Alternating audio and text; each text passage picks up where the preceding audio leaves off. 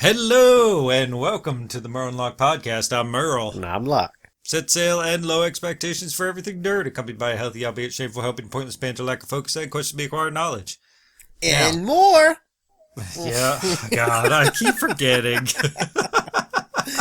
I'd like to leave a little pause in there. I know, because you're just messing with me. That's what it is. You're just messing with me. Dude, right. The amount of times I had to cut this part off, to put into the little blooper reel or whatever.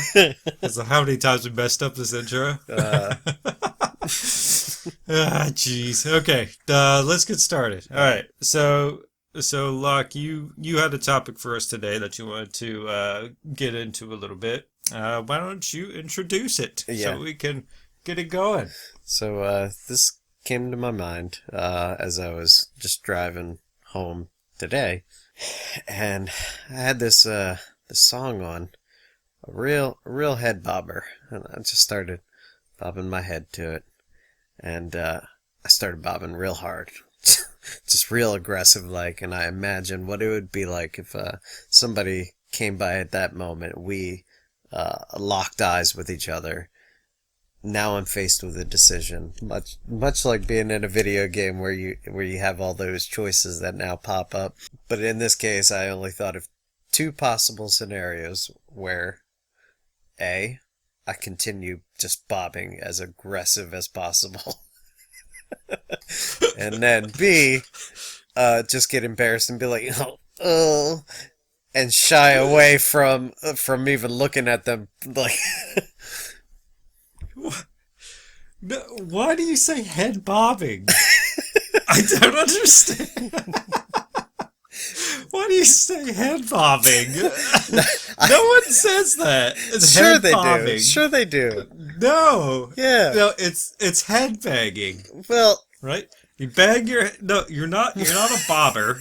You're not sitting there like a bobblehead bob. Well, that's what bobbleheads do, right? Bobbles cut. They bobble. They bob. So you flick their head and they bob. That it's not a bob like a bobber in the water that you're talking about. No, that's what I'm imagining you doing while you're driving down the road listening to music. You're just sitting there with a smile on your face, with your head bobbing up and down. Like your body's not even moving. Your head's just shrinking down into your neck, up and down. Like the guy in The Master of Disguise, where his head goes into the turtle suit. Am I too turtley for the turtle club? And turtle, and just head goes in. Yeah, just something like that. Yeah, exactly. See, now I feel like I have to absolutely call it bobbing. Especially just for you. In perpetuity? Yeah. Forever and always? Forever and always. This is just going to be a thing. And I'm going to imagine... Okay. Just going to imagine my head going in and out of my torso. Yeah. All right. I mean, that's fine. I'll do my best not to mind it. Okay. All right. So you're going down, bobbing up and down, and you were saying that you were actually seen, or you were imagining being seen. I imagined being seen. This is one of those things where I have just that out of body experience for a moment where I look at myself and kind of self-reflect, and I go, "You look stupid right now." I'm not looking in the mirror to look at myself because that'll just really add on to me feeling stupid. The awkwardness. Yep. Oh man, gosh, I'm trying to imagine a time if that's ever happened to me where I've been caught doing something, stupid like that. But I mean, I feel like surely there's been many occasions, and I am a shameless type, so it's not necessarily something I mind because, I've always been in the realm where if I don't know the people that I embarrassed myself in front of, then I don't care. Right? Right. If it's around people I know, then yes, it'll haunt me. Sure. But if I don't know them, then I just write it off. I'm like, whatever, I don't care. I'll never see this person again in my entire life, most likely. And if I do, I won't remember them. I don't know. It's usually the opposite way for me. It's the people that I know that I will absolutely act a fool for and not care. Right. Um, Meanwhile, the people that I don't know, I see them and I'm like, oh, hey. And they'll be like, oh, geez, that Oh, was awkward. whoa. Whoa. Jeez. No, God, I don't know. I feel like it'd be difficult to live that way, where you live with this constant sense of, like fear of embarrassing yourself. I don't know if I could live like that because I mean living with that much caution, So tell me it's about it. Everyday well, I'm life of rock. trying Doo doo to. doo doo. Ah man, but no, I feel sorry for you, Oh, and thanks. you know,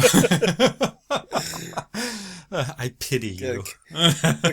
Can you think of any scenario that you have or would have put yourself in where you would have come to a decision where it's like, do I do this or do I do something else?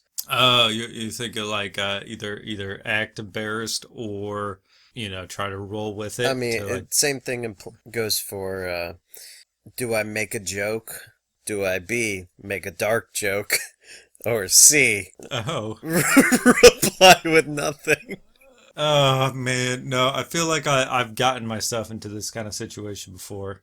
Like I remember like in a episode I think it might have been the last episode we did where I was talking about my icebreakers kind of like my vibe checks kind of thing and that I would pull on people just to see how they react and admittedly there is times where people don't react so well and I kind of have to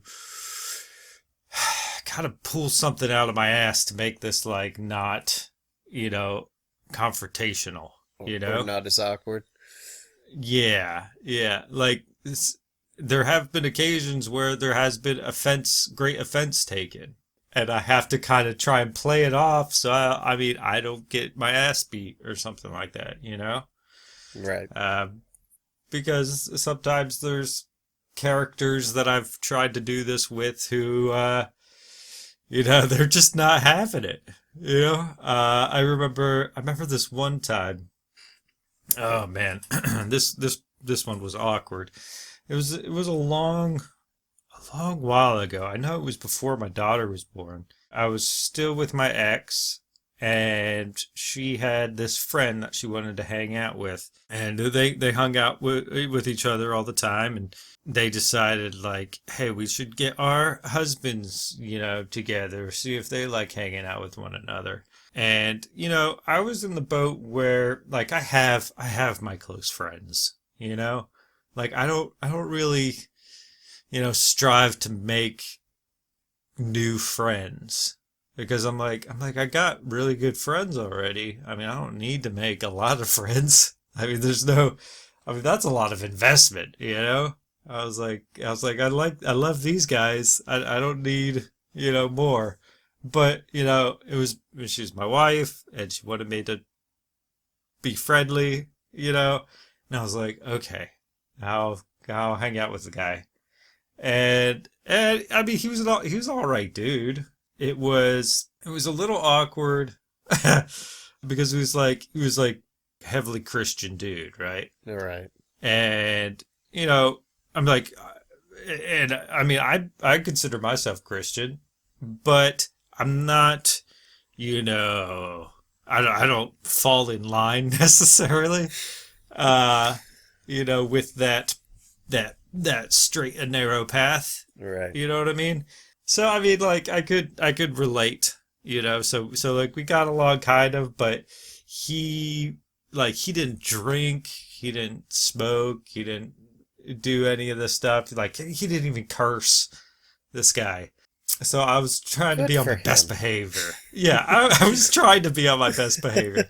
But anyway, so he was coming to the house to pick me up, and he didn't know what to do, so he was trying to cater to me because he was talking to his wife, and she was trying to tell him about me. So he was trying to cater to me. So he was like, let's go to a bar and see this band that I know. Like my friends in this band, and they're playing at this local dive bar. Well, it was more of a biker bar, right? I was like, okay, so he's on his way to get me, and like my wife tells me to go, put something nice on, I'm going out with a dude. Going out with a dude at a biker bar, dressed really Yeah, nice. yeah, exactly. Mm. So what I did was I had this big old trash bag full of old clothes that my wife at the time, her grandfather had given to me to see if I wanted any of these clothes. Now, all of these clothes that he had given me were they were old people clothes, like nobody's worn these type of clothes since the 80s, late 80s at least, Uh-huh. They look bad. But I was like, fuck it. And I opened this bag up, and like I'm not taking this seriously whatsoever. Like I feel like subconsciously I was just trying to scare this guy away because I didn't want to, really hang out with him. Mm-hmm. But I take out these. I remember I took out these blue shorts, and these dark blue shorts, and they went like maybe 3 inches above my knee, and I put those on, and then I pulled out this striped shirt. It was like red and white horizontal stripes, uh, and it was like a Where's Waldo type of stripes, and I put that on, and I tucked in my shirt into my blue shorts, Mm-hmm. and then I put on my Converses, and that's how I went out. That's what I went out looking like. And it was just the most absurd looking outfit considering where we were going, right? And he picks me up, and we drive out to this bar, and he grabs a seat at the table, and he wants to watch the band. I myself didn't care for it. I mean, they were kind of awful, and I didn't know anyone in the band, so I had no obligations to listen to them. Mm-hmm. So I was like, okay, I'm gonna get a drink. So I went up to the bar and I got a pitcher, and I didn't even take the glass that they handed me. I just started drinking it straight out of the pitcher. And I started like walking around and talking to like all these dudes that are walking about, and there had been like these were a lot of them, many of them were like these rough and tough kind of dudes, right? And I was walking around talking to all these guys, just taking the piss constantly, and they were looking at me like it was just like it was a 50-50 flop, right? It was either they were entertained, and they were like, look at this guy, like what, making an ass out of himself. He's hilarious. Or I got the guys where like, you better back up or I will beat the shit out of you. Like it was one or the other constantly. Every time I walked up to a new group of people, Jeez, and I was you're just really like, just oh poking man, the bear around the bar, right? yeah, yeah. It was pretty bad, and I was plastered, dude. I was walking around with these pitchers, like just knocking them back. And I was heavy drinking at that time. Like that was a point in my life where I drank a lot. And yeah, so I was plastered. I had homie sitting down trying to watch the band, and he did seem concerned for me and my well-being. He was like constantly like, I would catch a glance from him every now and again, and he'd be like wide-eyed, be like, what are you doing, type thing. But yeah, and constantly when I run into these guys who like who would threaten me, right? I'd be like, "Hey, no worries, buddy," or like, "Hey, you got it, boss." Like just tried to just play it off as best as I could, just to show them that I was no threat whatsoever. Because naturally, when I come up and I make one of these comments, which I can't for the life of me remember any of those comments I had made to like rightfully piss these people off, um, which is often the case because when I do this, I've usually been drinking excessively. Were you being handsy with these people? Just No, admit it it. wasn't. Not necessarily. No. Maybe a tad. I Like pat on the I shoulder feel type like, thing. well, you might have gone up and like put your finger on their lips and went, "Shh, I'm not gonna hurt you." I won't hurt you. I've never done that.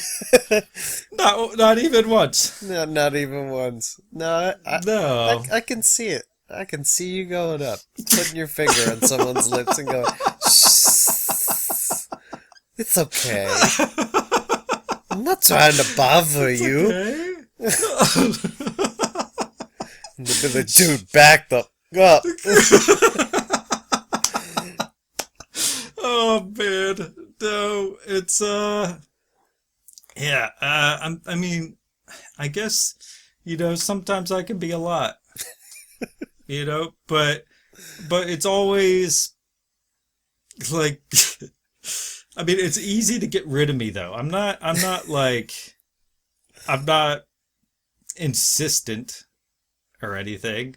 Like I could, you know, I could No, I could take it. you'll back If away. somebody, You'll back away eventually. yeah, if someone tells me to back off, I'm like, okay, yeah, I'm not trying to, you know, get your panties in a twist or nothing, Mhm. but no, I get it. I don't want to cause any trouble. All right. Just being playful is all. But yeah, I feel like I went on a rant there. Do you have any examples where you had done, tried to, I don't know, play something off or Oh, I don't know. I have plenty of ideas as far as when I worked retail. The dialogue options of what do you say to a customer, right? When you get these guys who make the same joke that they do when they come in, especially when you work so many hours there. And they're like, "Geez, don't you ever leave?" Now I'm faced with what do I say next? Do I say, "No, I live here," or do I say, Oh yeah, "They right. won't let me out. Help me"? Or do I just, chuckle it off and shrug them off? This really then depends on how the person says it, who the person is. Do I know this person? Because they're probably going to come in super often. And if they come in often, I want to make some sort of impression. That is kind of tiresome though, isn't it? It does get tiresome when you hear it about 5 times in one day. It's just like repetitious, and I get bored with it, so that's why I don't want to answer the same question the same way. Now I feel like I need to spruce it up to make my day interesting. It's like, no, actually, I live in Yeah. a little cubby down here. They feed me crumbs and whatever other scraps people don't eat. What year is it? I wonder if you could play that off.